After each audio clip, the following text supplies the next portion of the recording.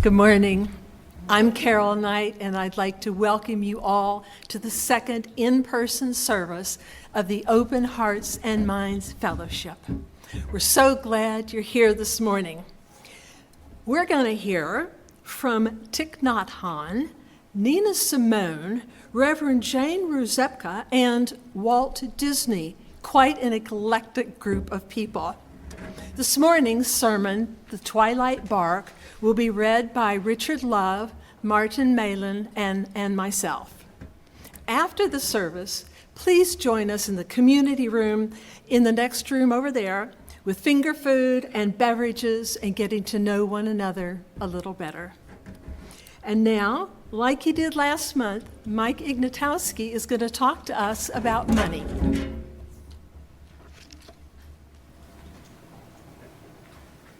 Thank you, Carol. We're so glad you could make it this morning.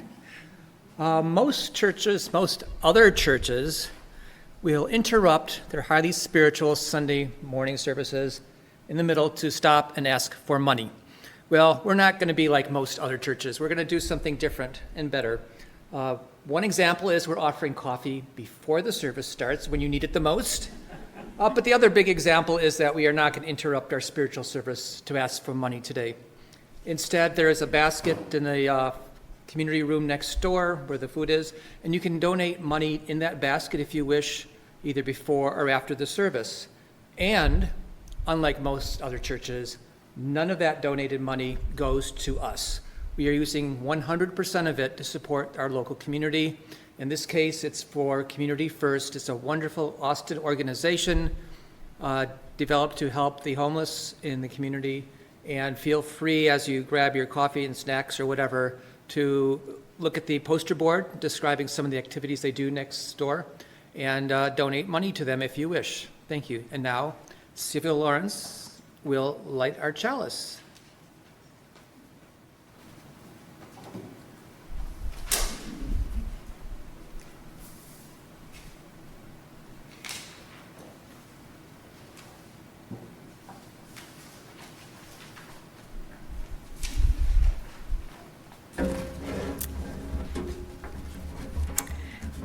This morning, our opening words come from Thich Nhat Hanh.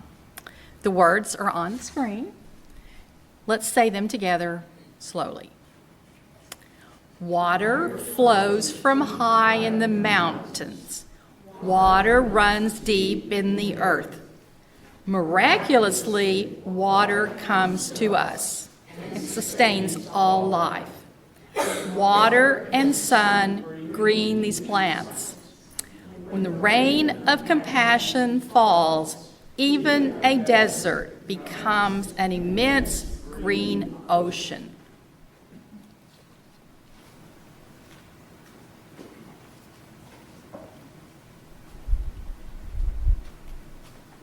We just heard from Thich Nhat Hanh, and now we get to listen to Nina Simone sing a very bluesy jazz standard written by Anne Ronell in 1932.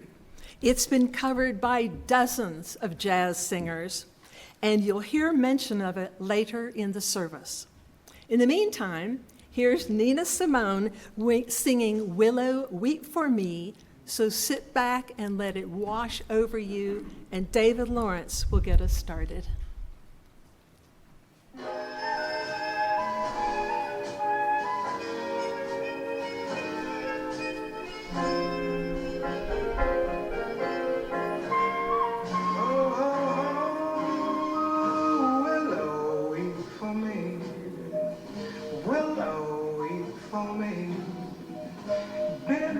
Branches green along the stream that runs to sea. Listen to my plea. Listen, willow, and weep for me. Gone, my lover's dream. Lovely summer dream. Gone and left me here to weep my tears into the stream. Sad as I can be, hear me, willow, and weep.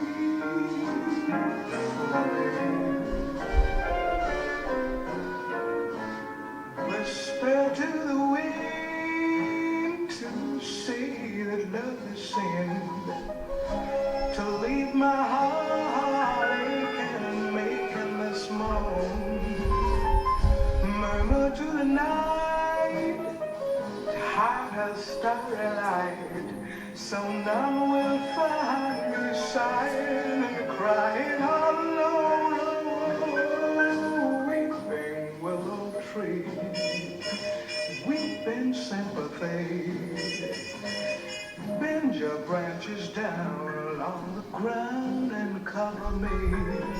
When the shadows fall, bend a willow and weep for me.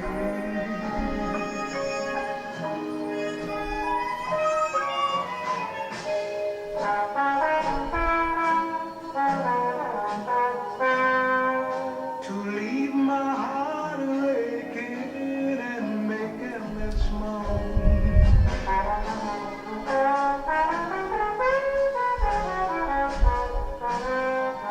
So none will find me sighing and crying all alone. Oh, weeping willow tree, weeping sympathy. Bend your branches down along the ground and cover me.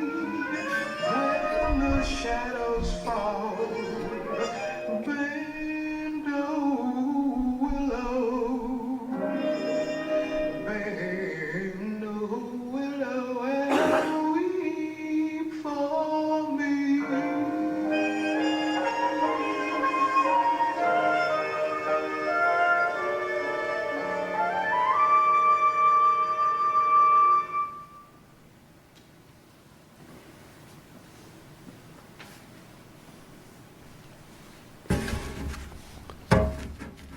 Good morning. This morning's sermon, The Twilight Bark, is by Reverend Jane Rzepka, who gave us permission to use it today. For several years, Jane served as minister of the Church of the Larger Fellowship or the CLF.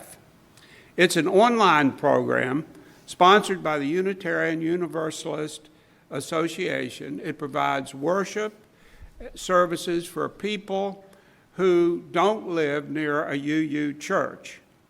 Just before Reverend Rzepka gave her sermon, a jazz quartet performed the blues jazz standard called Willow Weep for Me, which we just heard. Jane began her sermon with an excerpt from a poem called At the Half Note Cafe, written by Ira Sadolf. Once I heard him play Willow Weep for Me in a tone so full and sentimental, I felt a gap between my ribs and lungs, a dearth of air. I found the blues unfair to boys like me who came to bars unprepared. Then she continued, I looked for a nice poem to begin this sermon, a nice poem related to jazz and how it makes us feel so good. But the poems I found related to jazz are mostly not nice. They tend to be about that dearth of air between our ribs and lungs, that feeling that separates us from whatever is that grounds us and makes us whole. That's what the Unitarian Universalist Church of the Larger Fellowship, the CLF, cares about. Filling that dearth of air between the ribs and lungs that results from religious isolation. And don't you just know what it's like? Maybe you're that classic CLF member living your life out on the prairie, miles from your nearest neighbor, or you're spending a year or two in Kenya or Argentina, and the marketplace at the center of town just doesn't feature a UU church. Or you do live within shooting distance of a congregation, but for one reason or another, you can't get there or just don't get there, or you want something in addition or in contrast. Or maybe you are totally active in your church.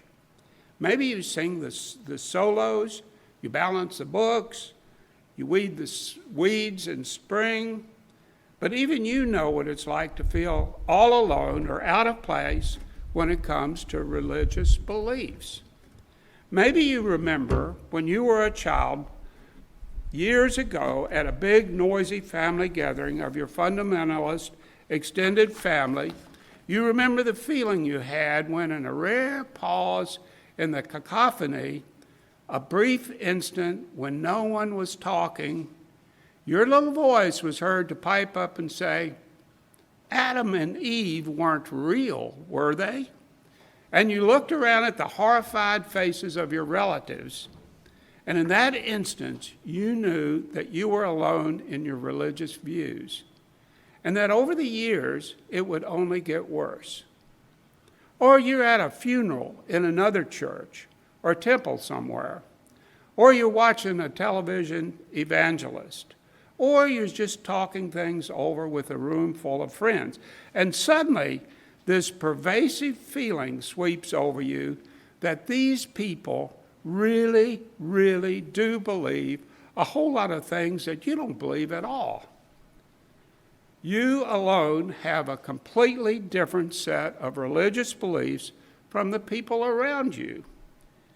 If one day, with your oddball beliefs, discover that indeed there are other people who feel the way you do, whose values jibe with yours, who long for freedom and reason and openness in the context of an historic and worldwide religious community, who won't flinch if you don't believe in God, or if you do, or if you keep changing your mind, who won't look at you funny if you believe in reincarnation or the finality of death, or some ongoing spirit.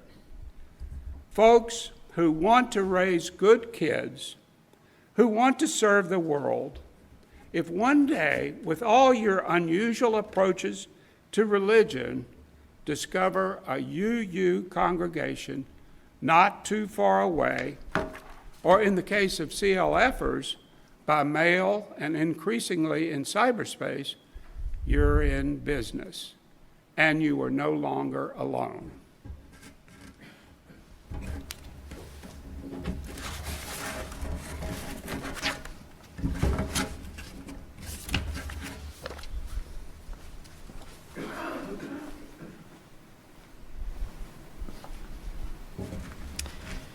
Whenever I imagine UUs scattered around, hoping to connect, I think about the twilight bark in the story of 101 Dalmatians. The dogs get separated from each other, so when the sun goes down, they begin to bark to stay in touch. They bark to the north, they bark to the south, they bark to the east and west. That's how they stay connected.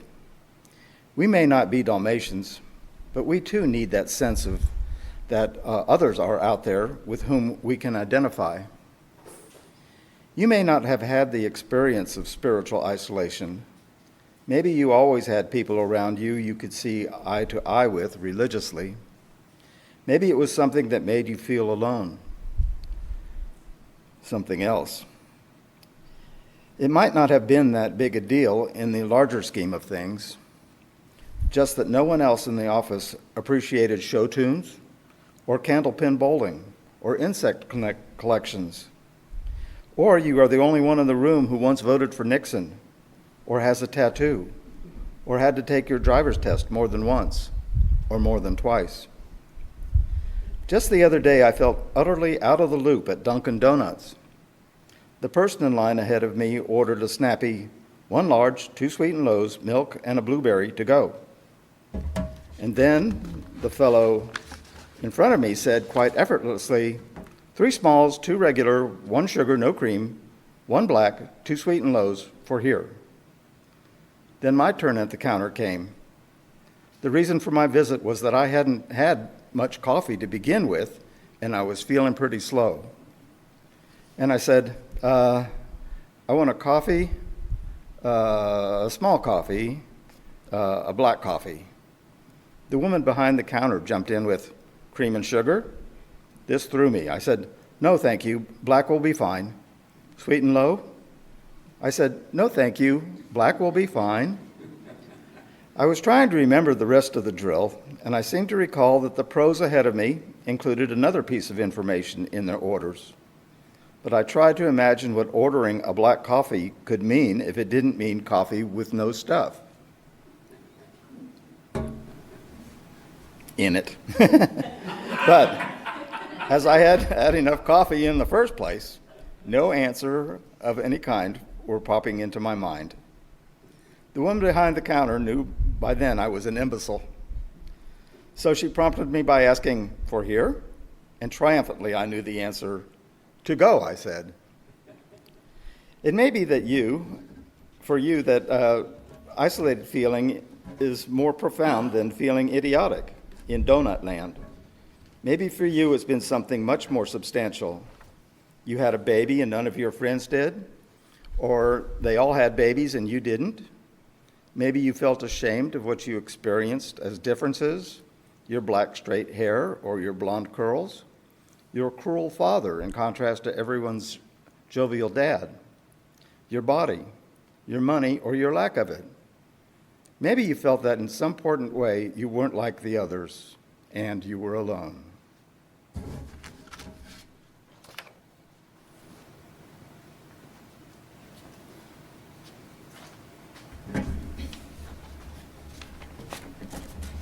When I was growing up, my father had some books in his little study in the basement. He wasn't much of a reader, but he did have that book, Wind, Sand, and Stars by Antoine de Saint-Exupéry. I never read it. I still haven't. But I know one of the stories because it was retold in A Faith for All Seasons by William Murray. Maybe you know it too. Saint-Exupéry flew a small plane in the early days of flying, and his route was from southern France, across the Mediterranean Sea to northern Africa, and back again. During one of those trips, on the way to Cisneros, when the little plane was over the Sahara Desert in the middle of the night, he and his radio operator, Neri, began to realize that they were both off course and low on fuel. They radioed to different airports, but they didn't get any response. Their fuel dropped lower and lower, and they couldn't see a thing.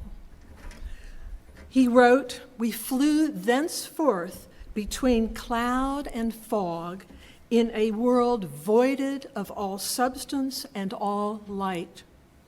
With sinking hearts, Neri and I leaned out, he on his side and me on mine, to see if anything at all, was distinguishable in this void, and we knew ourselves to be lost." But then a wonderful thing happened. Voices began to come through on the radio from Agadir, Casablanca, Dakar. The radio stations at each of these towns had heard the radio messages coming from the airplane and warned the airports, one by one waking them up. And bit by bit, the airports gathered round and told the two men in the airplane what direction to go. But the fuel tanks were so low. And then, of all things, miraculously into the radio waves burst the operator from Toulouse, the headquarters of the mail system. "Your reserve tanks are bigger than standard. Proceed to Cisneros." And they did. Some of us know this feeling of looking out and seeing clouds and fog and desert and no one there to guide us home. And we reach out, and with luck, we find that there are points of contact somewhere in the night. Even that special contact from Toulouse, who assures us that we have reserve tanks necessary for the journey. It's the points of contact that make all of the difference for the journey. It's the points of contact, use any metaphor you want, the twilight barks, the radio contact with Agadir, Casablanca, and Tagar, or finally sitting together in a room with other UUs, hearing the music that binds us together. It's the points of contact that fill the gap between your ribs and your lungs that make all the difference. And that's what we're doing here this morning. We're filling that gap between our ribs and our lungs. We're finding points of contact as we discover once again there's something about being part of a church or a fellowship that fills us up, that fills the gap between our ribs and our lungs. And so may it be with us. And now, Michael Johnson and his assistant, Lori Patterson, will lead us in singing. Anybody who would like to join in, if you know this, you are welcome to do. Every time I get together with these people, I know I'm with them.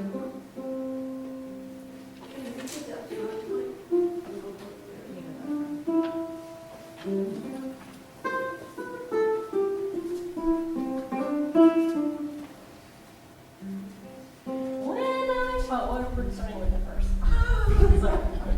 Sing with me.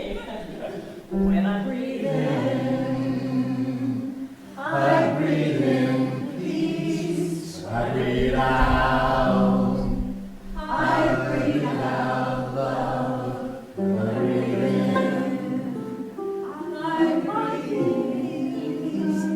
When I breathe out, I breathe out love. When I breathe in peace. I breathe out. When I breathe out, I breathe out love.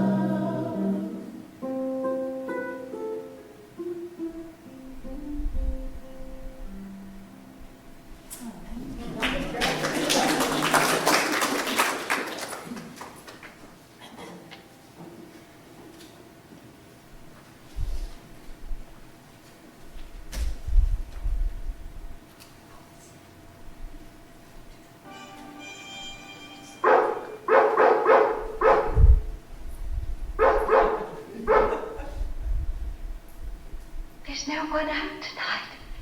I'm afraid it's too cold. Got to keep trying, Bertie.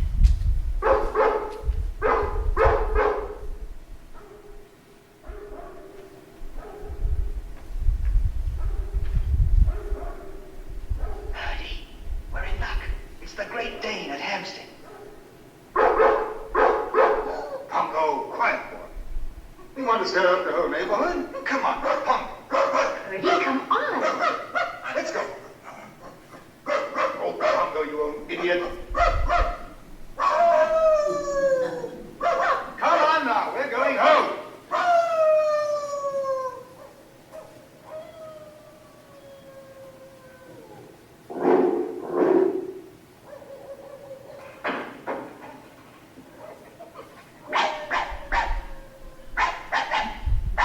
What is it, Danny? Who's on the telephone?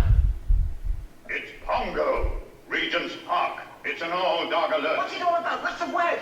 Tell me, Danny. Tell me. Wait a minute.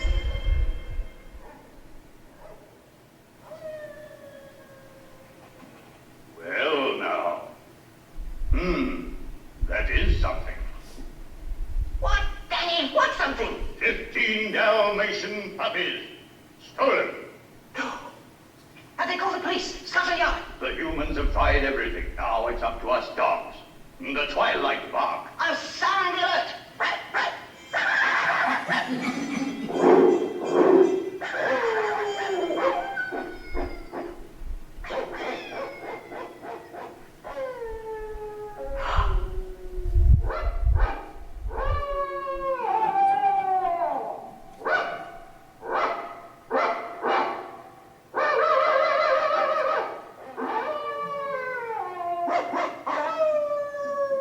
Prissy, come in here.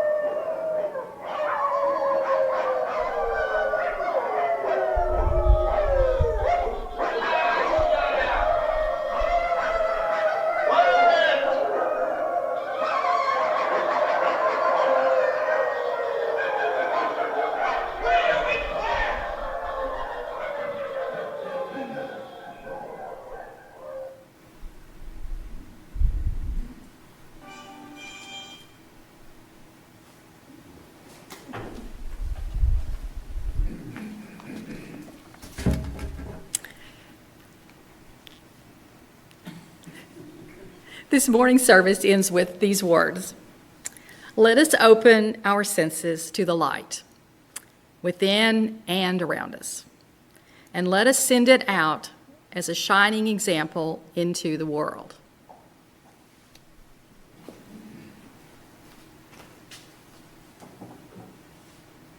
want to extinguish the chalice, I think. I relit it.